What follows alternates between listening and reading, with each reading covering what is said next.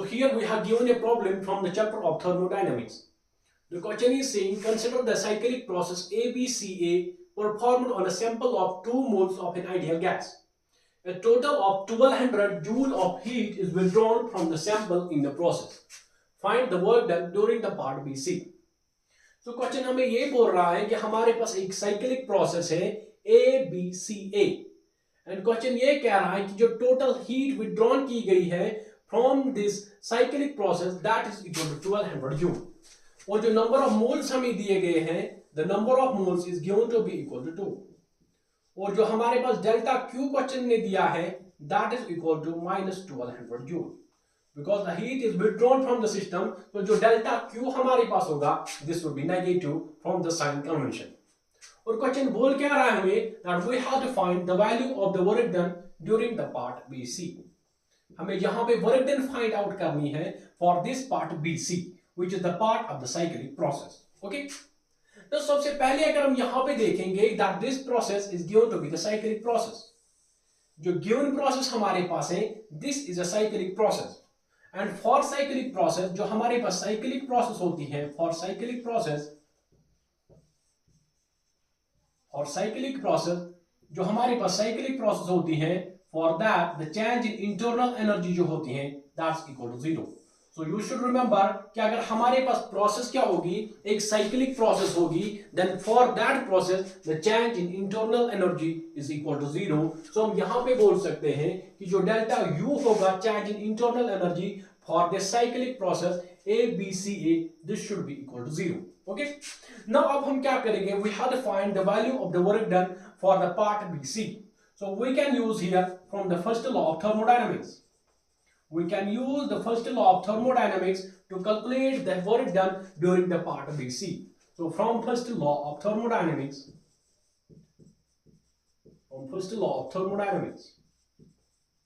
we know that कि जो हमारे पास first law of thermodynamics है that is delta Q is equal to delta U plus delta W okay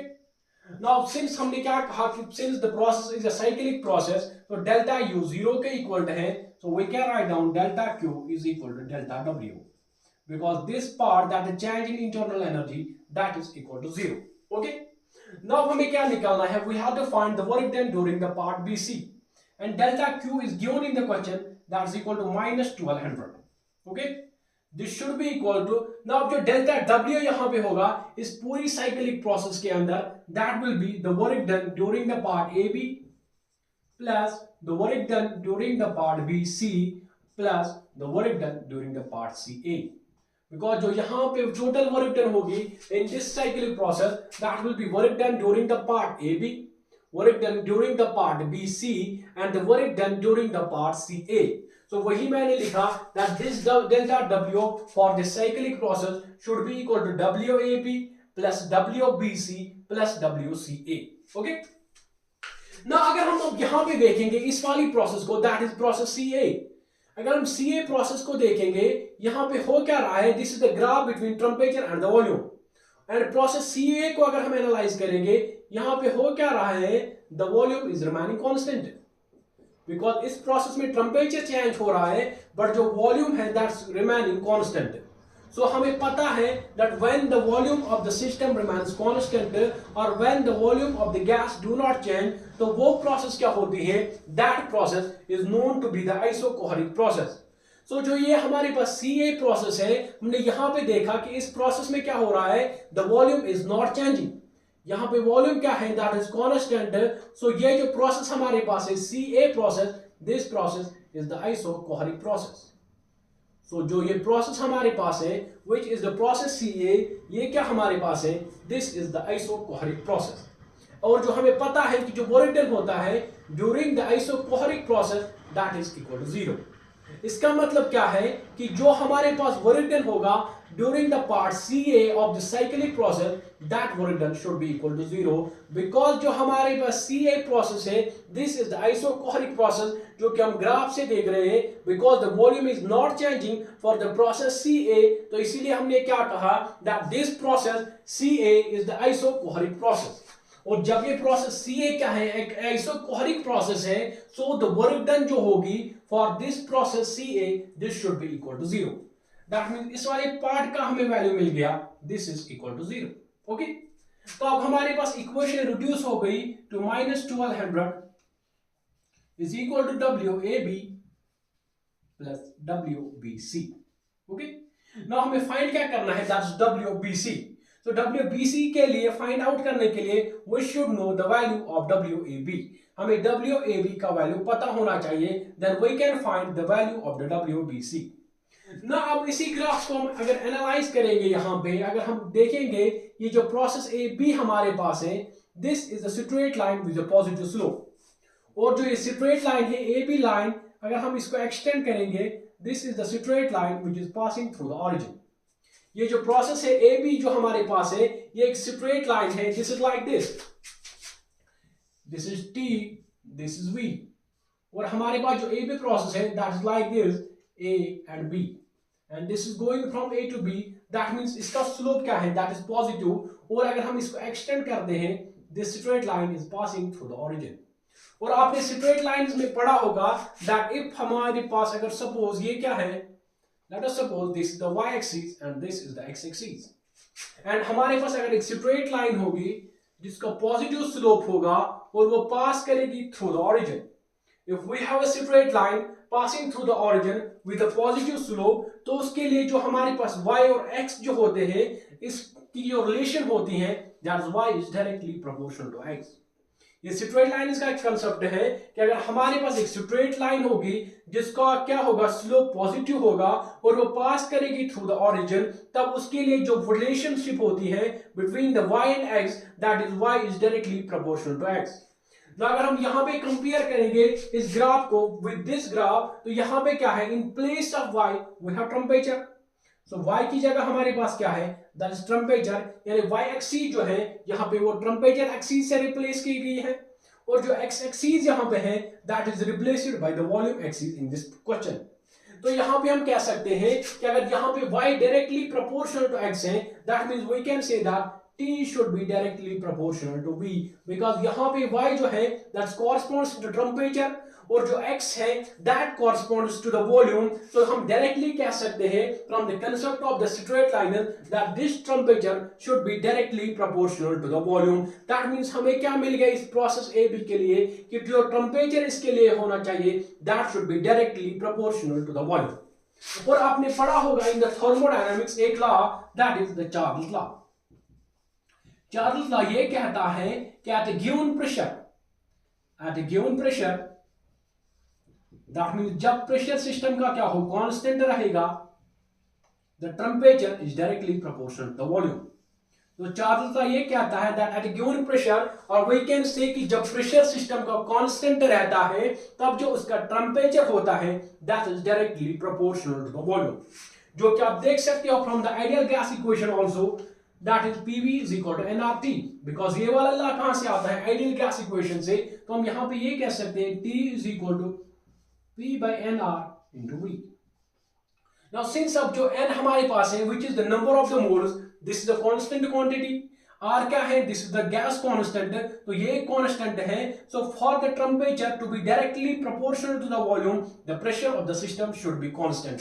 यानी जब system का प्रेशर कांस्टेंट होगा, if P क्या होगा, कांस्टेंट होगा,